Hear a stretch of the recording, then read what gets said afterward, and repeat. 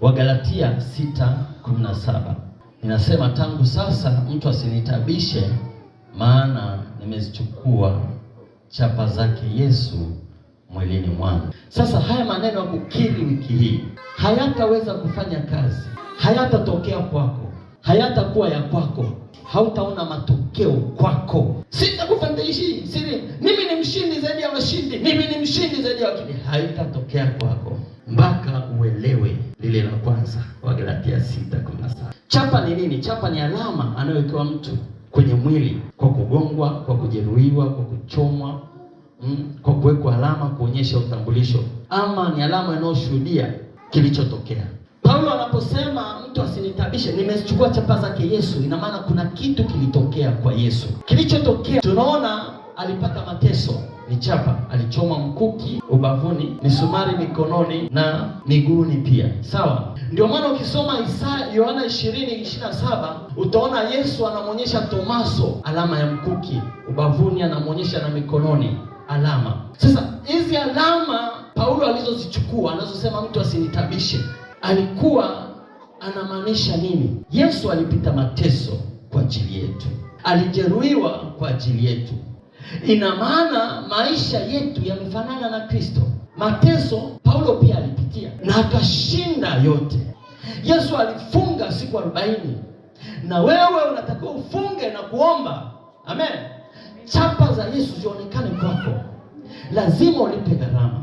Isaya 53:5 ndio inayoeleza kwamba alijeruhiwa kwa makosa yetu, alipigwa na adhabu ya amani yake ni kwa ajili yetu sisi. Ina maana zile chapa za Yesu sio mapambo. Chapa za Yesu ni alama ya ushindi. Amen. Alipopigwa msalabani ni nini? Biblia inasema kwa waliopotea ni upuzi, lakini sisi tuliokolewa, sawa, ni nguvu ya Mungu. Amen. Ina maana tunao ule ushindi Yesu alioshinda. Kwa chapa za Yesu, alama alizopigwa akabaki nazo, sio mapambo. Sasa unaposema nimezichukua chapa za Yesu, maisha yako yafanane na Yesu. Hatua zako, mwenendo wako, ni mambo gani ambayo watu wanataka kuyaona katika maisha yako? Kuna wakati utapita katika hali ya kukataliwa kwa ajili ya imani, usiache. Kuna wakati utafika mahali unatakiwa kutenda dhambi, unashinda dhambi, hiyo ni chapa pia. Nikizungumzia chapa za Yesu katika maisha, tuondoke sasa kwenye zile alama.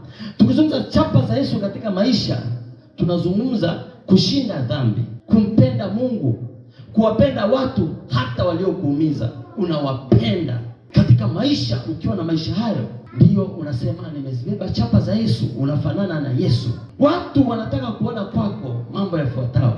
Wanataka kuona ndani yako kuna upendo, wanataka kuona ndani yako kuna msamaha, wanataka kuona ndani yako kuna utakatifu, wanataka kuona ndani yako kuna uaminifu, wanataka kuona ndani yako kuna uvumilivu, wanataka kuona kuna hali ya kutokukata tamaa, wanataka kuona kuna hali ya imani, kuna upendo, msamaha, utakatifu, uaminifu, uvumilivu, imani.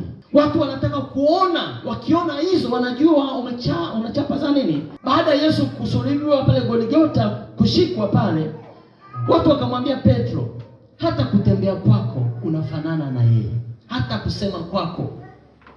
Ina maana chapa zake, maisha yake yalimfaa, yalimjaa Yesu.